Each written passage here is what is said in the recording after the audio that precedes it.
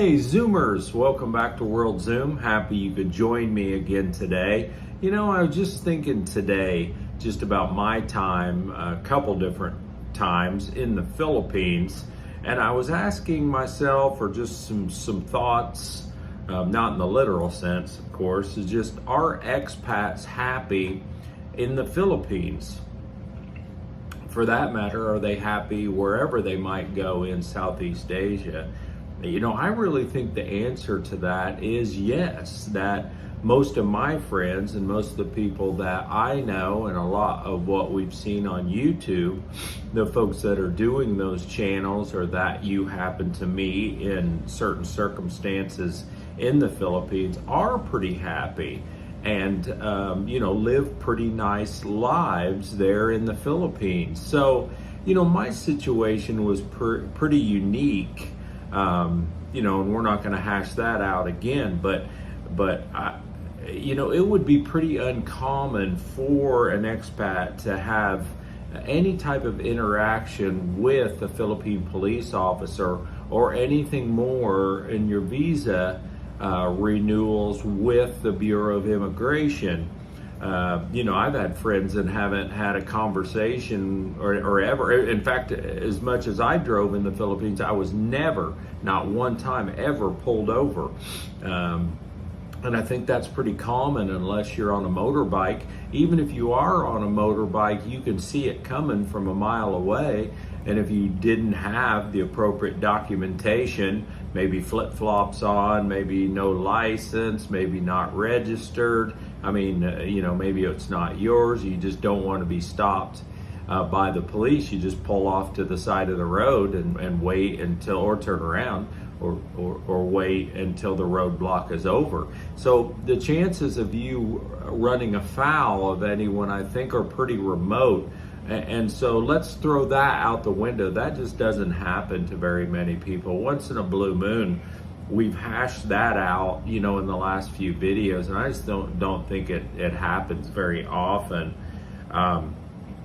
So overall, my friends were pretty happy in the Philippines, especially those with wives. I think there's several categories of expats that are in Southeast Asia and especially in the Philippines.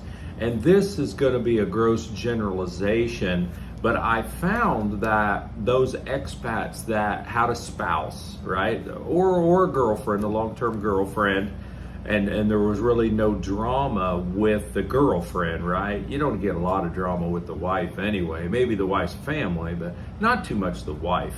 And if they had kids, so let's say they had a wife, a long-term girlfriend, whether the kids are theirs or not, right? You get some stabilizing factors when you're there with your wife and you're there raising someone else's kids, perhaps for the second or third time around, or you're raising your own kids. That we've seen more and more of that, all over Southeast Asia. We see a lot of grandparents worldwide taking care of their grandkids. We see that a lot in the U.S., but we don't see 70-year-old dads, very often taking care of small children in the U.S. It just, that's limited to the wealthy, really, that we see some of the movie stars and some of the people that have the wherewithal to be able to pull that off. So a wife and kids. Limited money issues, that can be a huge stressor if you happen to be in country and you really don't have enough money to be able to make it on a month-to-month basis, or you must be really careful. So if you have a pension or you have your Social Security or disability, whatever it may be, and that amount of money is suffice to be able to take care of your wife and your house and your kids, that goes a long way in your overall well-being and your overall happiness. No one wants to be low on money, whether you're in Canada, the US, or somewhere in Europe, right? That's not fun. And most of us have probably been there at some point in our life where we've struggled a bit financially. And lastly, do you have any hobbies? Do you have things that can keep you busy during the course of the day or the course of the week? Do you have a routine that you can follow, something that the whole family enjoys, something perhaps that you enjoy, the library, your shopping, your sports, your running, your walking, your fitness, something that you know on a day-to-day or every other day basis you're going to be involved in doing that. Those are the folks that are really seem to be living a pretty nice and easy lifestyle in the Philippines especially, and I would lump Vietnam and Thailand in with that. So what's the other end of the spectrum? If that's the happy guys and they're functional and doing well, what happens, or what is the causative effects of a different type of lifestyle that could ruin your happiness or stress your happiness or your physical capabilities? Because we know the stress and your health certainly go hand in hand. I think the guys that are they have a different lifestyle than the married people that are sort of homebodies or doing their things around their house. Those that are really there for the girls or there for the bar girls. And let's face it, we know a bunch of these guys that year after year, they're involved with the bar girls, usually tons of drama in their life, both with them, with the girlfriend, because, let's face it, you're paying her to be with you. So what type of loyalty are you going to get? And if you get attached to that individual, what type of drama is she bringing to you or to your apartment or your townhouse, right? I mean, it could be any number of things. And if you move from girl to girl, I'm not sure, you ever really get one that doesn't have a lot of baggage, that something has driven her into that work and that field in her past life. Is it lack of opportunities, lack of education, a responsibility to families, a couple kids that she needs to support? Something's pushed her in that direction. And so if you tie yourself in to the bar girl scene, sometimes it works, most cases it doesn't. I think health-wise, you get some poor sleep. If your sole purpose of being in Southeast Asia is chasing skirts, you're going to be doing that chasing, from, let's say, 8 p.m. to midnight, 1 or 2. So all of a sudden you're going to bed late, and you're rising, noonish, or, some of the guys can get by with a limited amount of sleep. But that lack of sleep and that kind of lifestyle, coupled with alcohol, staying up all night, the stressors of having the bar girl and what she brings, those can really put a lot of pressures on you. And if you see those guys that are, especially the YouTubers that live that kind of lifestyle, they're always having problems, or always having issues, that we find entertaining, but man, that would have to get old living that way. So some of these guys don't have any hobbies. Their hobbies are, the catch and release of the girl. They spend all their energies trying to get the girl.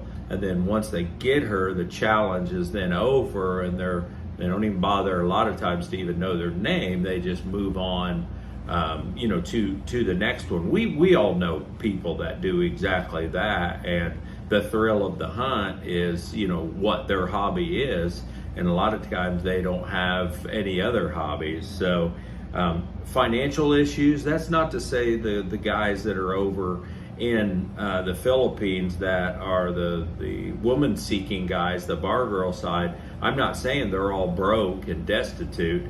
I'm just saying there seems to be a fair share of those individuals that are struggling on a month-to-month, even week-to-week basis to be able to cover all their bills. Because let's face it, it's not cheap to be bar hopping, either the drinks or the girl drinks or the costs for the girls and the taxis, whatever it is you're spending in that kind of lifestyle. If you're on the margin of being able to support yourself during the course of the month, then having bar girls is going to exponentially add debt to your monthly, your fiscal monthly end.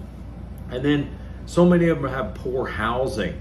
So not only do they have a poor diet, poor lifestyle, the stress of the girlfriend, maybe not enough money, because they don't have enough money and they spend it elsewhere, they live in somewhat crappy places in a lot of cases.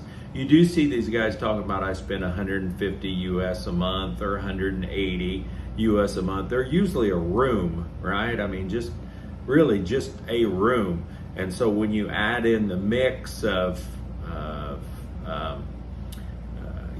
girlfriends and her kids or your kids in that singular room, you resort to getting plastic, making a wall, not a solid wall, but you make a plastic wall of just piling things up, and you separate the living room from the bedroom because it never really had a bedroom. It's a studio. So you've got 3-4 people that are using a bathroom. You come into the front, it's really small because you've cut it in half to have the bedroom.